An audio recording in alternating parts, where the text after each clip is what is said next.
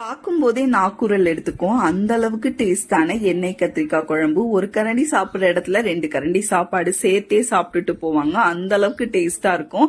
இந்த வீக் உப்பு கோமாளி எபிசோட்ல செஞ்ச எண்ணெய் கத்திரிக்காய் குழம்பு எப்படி செய்யறது பார்த்தலாம். மிக்சர் ஜார்ல 2 வெங்காயம், 2 தக்காளி, 1/2 ஸ்பூன் அளவுக்கு சோம்பு, 1/2 ஸ்பூன் மிளகு, 1/2 ஸ்பூன் அளவுக்கு சீரகம், 1/2 ஸ்பூன் அளவுக்கு மஞ்சள் பொடி, 2 டேபிள் ஸ்பூன் குழம்பு மிளகா பொடி, 1 இன்ச் அளவுக்கு புளி, 1/4 கப் தேங்காய் போட்டு நல்லா மைய அரைச்சுக்கோங்க. இப்ப சட்டியில 1 குழிக்கரண்டி எண்ணெயில கத்திரிக்காவை ஆட் பண்ணி நல்லா ப்ரௌனா வதக்கி எடுத்துக்கோங்க.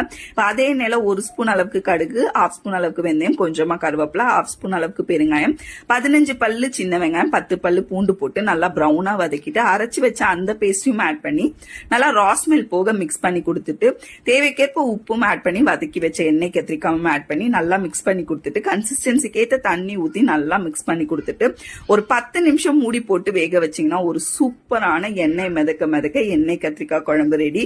மேல அலங்காரத்துக்காக